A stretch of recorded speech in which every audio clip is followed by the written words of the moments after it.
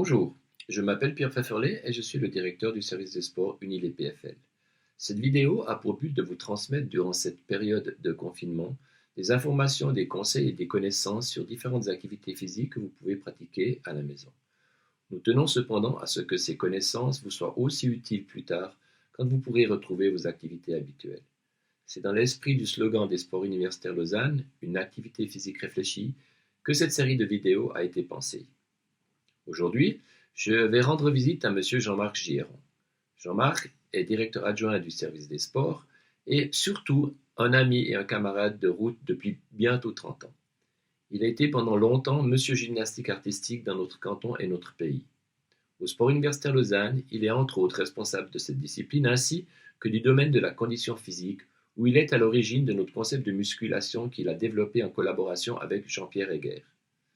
Alors salut Jean-Marc, qu'as-tu à nous proposer aujourd'hui? Salut Pierre, eh bien écoute, dans cette période de confinement, le risque de devenir toujours plus sédentaire est bien réel. Ça existait déjà avant et maintenant la tentation, la facilité pourrait être que les gens sont devant leur télévision, à l'ordinateur, jeux vidéo, donc ils vont nettement prioriser la position assise. Et cette position assise, il faut en être bien conscient, a des effets dévastateurs pour l'appareil locomoteur. Je dirais le principal problème de la position assise, c'est d'une part le raccourcissement des muscles qui sont derrière, qui vont nuire à la flexion vers l'avant. Et puis, au niveau de cette position assise, on aura une région lombaire qui va être un peu perturbée. C'est-à-dire que lorsque je suis assis longtemps, cette région lombaire, qui est normalement composée d'une lordose, eh bien cette lordose aura tendance à s'atténuer. Et puis le dernier point de cette position assise, c'est en fait l'affaiblissement de toute cette ceinture pelvienne, c'est-à-dire sur le devant, le muscle transverse, qui est un muscle qui stabilise, et puis dans le dos, qui est un muscle qu'on appelle le carré des langues, qui permet l'extenseur du tronc. Donc je dirais voilà, ces trois éléments font que si on reste très longtemps assis, on va au-devant de problèmes de tension et de douleurs lombaires. Très bien. J'ai peut-être une question pour les personnes qui nous écoutent. Est-ce que ce type d'exercice que tu vas nous proposer sont des exercices à faire plusieurs fois par semaine? Absolument. Si on veut un effet, je dirais en tout cas 3 fois, même 3-4 fois par semaine. Une dernière question peut-être. Est-ce qu'avant de faire les quelques exercices que tu vas nous proposer, un échauffement est nécessaire? Alors un échauffement dans le sens où on l'entend dans une connotation sportive, non. Il suffit simplement de marcher chez soi. Si vous allez faire une ou deux courses, faites-les avant. Et après, je dirais après ça, sans problème, vous pouvez commencer ces petites séries d'exercices. Encore une fois, ça n'est pas du sport, c'est vraiment du mouvement en relation avec la santé et le bien-être. Alors, pour revenir sur ce que je disais tout à l'heure, on se rend bien compte de cette position assise avec, comme je disais, genou fléchi, hanche fléchie. Et lorsque je suis donc longtemps assis, ces muscles là derrière vont se raccourcir. Donc, si je montre la flexion vers l'avant, beaucoup de personnes vont se pencher vers l'avant et ici, il y aura une restriction d'amplitude due justement au raccourcissement de cette musculature-là. Deuxième muscle concerné, c'est ce fléchisseur de la région de la hanche qui va aussi se raccourcir. Et si ce muscle devient court, le bassin va partir vers l'avant. À l'inverse, si ce muscle devient court, le bassin va partir vers l'arrière. Donc, ces deux raccourcissements vont nuire à cette mobilité du bassin vers l'avant, vers l'arrière. On creuse le dos, on revient. Ça, j'y reviendrai avec les exercices. Donc ça, c'est la première chose. Faites attention de ne pas prolonger cette position assise, je dirais plus de 45 minutes. Toutes les 45 minutes, on devrait faire une pause, se lever, etc. Donc, on va maintenant partir de la mobilité du bassin. Je porte mon attention sur la région lombaire. L'exercice consiste à venir plaquer les lombaires au sol. Ensuite, je décolle les lombaires du sol. Je fais un tunnel. Je ferme le tunnel. J'ouvre le tunnel. En fermant le tunnel, j'expire. Ouvre le tunnel, inspire.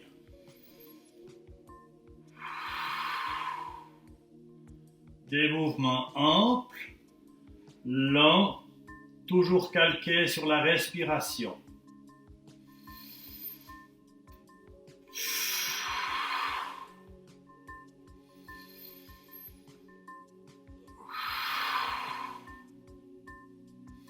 Et ce mouvement-là, à faire tranquillement une vingtaine de fois. Ensuite, pour relâcher le dos, tout simplement, vous ramenez les deux genoux, non pas genou, poitrine, mais c'est plutôt genou, épaule. Et je relève la tête. 20 secondes.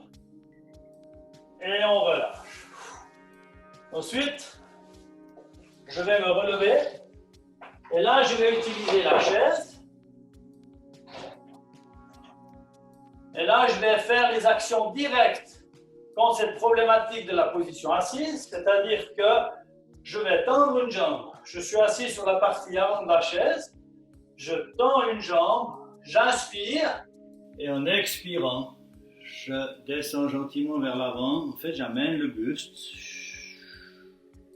Et vous allez tout de suite sentir une tension derrière la cuisse ici. C'est l'étirement de ce fameux ischio-jambier. Je relâche. Deuxième phase.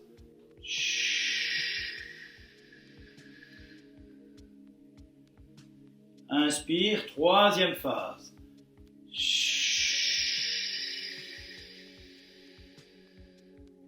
Je pourrais compliquer l'exercice en ramenant la pointe du pied à moi, ce qui va augmenter la tension du muscle ici derrière. Et ensuite, je vais passer à l'autre jambe. Genou fléchi à angle droit. L'autre jambe tendue. Inspire, expire vers l'avant. En se penchant en avant. Là, j'ai étiré le premier de ces fléchisseurs.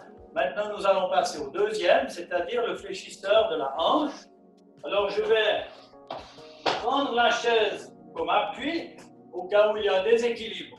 Alors, je me place donc sur un genou, l'autre genou levé, angle droit dans le genou, angle droit dans la hanche, et j'aligne mon corps, épaule, hanche, genou. Je suis perpendiculaire au sol. Ensuite de ça, je tends la jambe, et cette jambe tendue, elle est perpendiculaire à l'axe des épaules. Ensuite, je plie le genou, et l'exercice consiste à abaisser le bassin. Et je sens une tension à l'intérieur de la hanche. C'est justement ce fléchisseur de hanche le psoas-iliaque. Même chose avant, j'inspire. Deuxième phase. Expire. Troisième phase. Et j'ai toujours la chaise au cas où il y aura un déséquilibre. De l'autre côté, la même chose. On aligne comme avant, la jambe tendue, inspire et tu descends.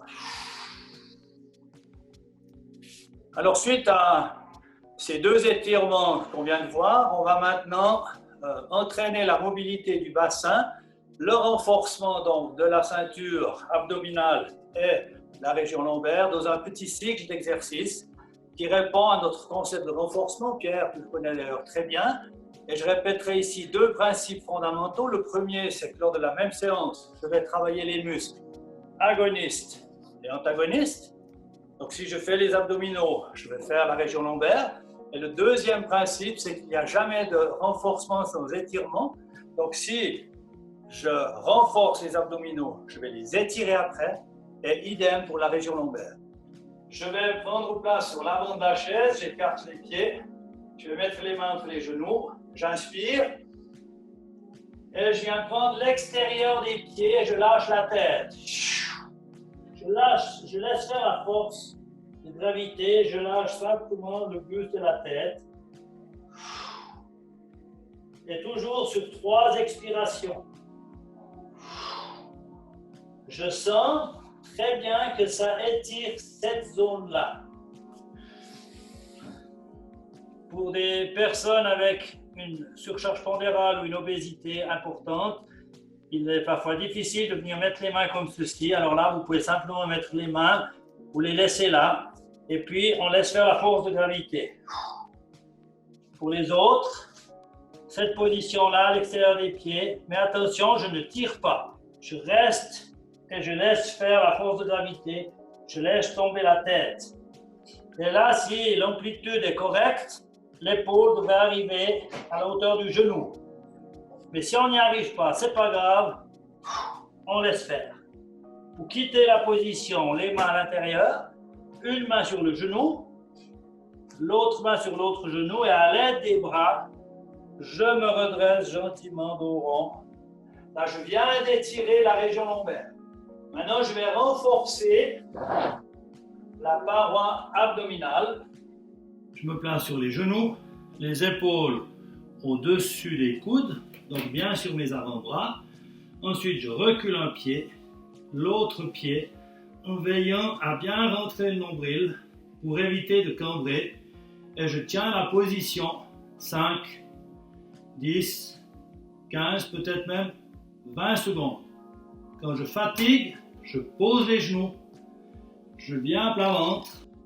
Je viens de renforcer la paroi abdominale.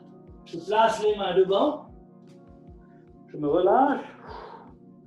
Ensuite, je fléchis les coudes à angle droit. Et je tends les bras. Très important, le bassin reste en contact avec le sol. Et je forme un angle d'environ 45 degrés avec le sol. On expire. Toujours ces 3 phases. Et je tiens cette position 20 bonnes secondes. Après, je peux même légèrement redresser la tête, mais sans faire une surcharge au niveau de la nuque. On reste. Pour quitter la position, je plie les bras, je mets les mains l'une sur l'autre, je pose le front et je me relâche. Je vais passer aux muscles du dos. Et pour ce faire, je vais me coucher sur la natte. Je mets les mains sur les cuisses. Je rentre mon nombril. Donc, je vais fermer le tunnel dont on a parlé avant. Et là, je vais simplement monter le bassin. Donc là, ce qu'on veut, c'est un alignement genou, hanche, épaule. Ça, c'est pas valable.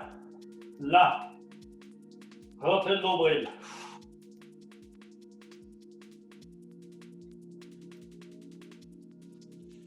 Alors, il y a cette variante-là, facile. Et après, il y a la deuxième, où je tiens la jambe. 4 secondes. 1, 2, 3, 4. 1, 2, 3, 4. Durée totale de l'exercice, à peu près 20 secondes. Quand j'ai terminé, je redescends. Pour venir m'asseoir, je tends les jambes au plafond, je fais contrepoids et je roule en avant. Pour venir reprendre position sur la chaise. Et on va terminer la boucle par le premier exercice. Je viens de renforcer mon dos, je l'étire. Principe 2, jamais de renforcement sans étirement. J'inspire et on relâche.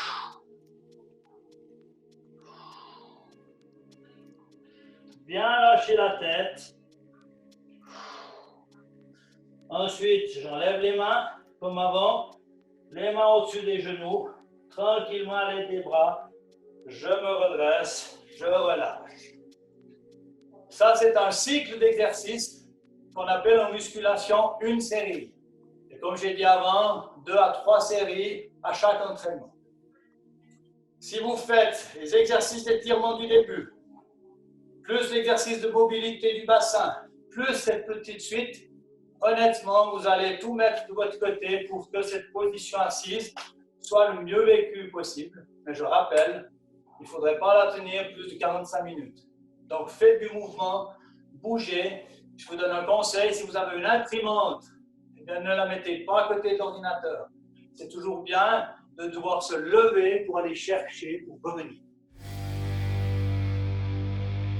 Bon, très bien, Jean-Marc. Merci beaucoup pour tous ces magnifiques conseils. Tu as proposé un exercice couché sur le ventre avec le buste relevé et tu appelles ça le sphinx. Quels sont les bénéfices de ce type d'exercice? Alors, merci pour la question, parce que c'est vrai que c'est un exercice qui des fois pose question, mais dis donc, on est cambré, on ne doit pas être cambré, etc. Alors oui, bon, c'est clair, si on le fait, c'est qu'il est valable. Alors les bénéfices, le premier, c'est que j'étire donc toute la paroi abdominale, notamment au niveau muscle, eh bien, il y a les grands droits, les obliques, et aussi le transverse. Et puis deuxièmement, j'en ai parlé tout à l'heure, hein, lorsqu'on est assis trop longtemps, on atténue cette cambrure lombaire. Eh bien, le fait de faire cette position avec le buste relevé va justement retravailler cette cambrure lombaire qui est absolument capitale. Juste pour rappel, la colonne vertébrale, elle a un double S, elle a une lordose cervicale, une kyphose dorsale et une lordose lombaire. Donc ce double S, en fait, il sert d'amortisseur, hein. Donc si j'avais une colonne droite, j'aurais beaucoup de charge au niveau lombaire. Donc voilà la raison pour laquelle cet exercice est totalement bénéfique. Très bien. On avait aussi une question peut-être un peu plus basique, mais je veux dire, il y a plein de personnes qui peut-être vont suivre cet épisode. Est-ce que tu leur proposes? Est-ce qu'une personne qui n'est pas habituée à faire ce type d'exercice peut commencer cette routine dans son intégralité telle que tu nous l'as proposée? Alors oui, je mets un tout petit bémol. Je dirais tous ces exercices, toutes ces routines, elles sont destinées à des gens, entre guillemets, sains. Qu'est-ce que ça veut dire sain? Ça veut dire avec, je dirais, sans problème au niveau de l'appareil locomoteur. Je prends un exemple, une personne qui relèverait d'une hernie discale, l'exercice de la chaise où je vais prendre mes pieds, ben, il ne faudrait pas le faire. Parce que là, on pourrait justement réenflammer toute cette zone-là. Par contre, une personne qui n'a pas de problème, pas mal au dos, elle peut y aller sans problème, sans difficulté. Et je dirais, il y a un mot que j'aime beaucoup, c'est du bon sens. C'est un exercice de bien-être. Au moment où je ressens quelque chose de pas très agréable, je ne parle même pas de douleur, mais de pas très agréable, eh bien, j'arrête. Donc, du bon sens, et puis surtout, ne forcez pas, pensez à la respiration. Souvent, et là, ça détend la musculature. La petite comparaison, quand vous allez chez le chiro ou à l'ostéo, il veut vous manipuler, qu'est-ce qu'il fait? Inspirez, videz, puis c'est là qu'on espère que ça se passe bien. Mais là, c'est un petit peu la même chose. Expirez, détendez-vous et ça se passera très bien. Alors, un grand merci, Jean-Marc. Et pour les personnes qui nous suivent, le prochain épisode de cette série En visite chez sera chez Sonia Matet, qui est notre Madame Santé au service des sports de l'UNIL des PFL. Et elle va nous présenter un thème qui tourne autour de l'étirement conscient. Donc, je vous remercie toutes et tous et à très bientôt.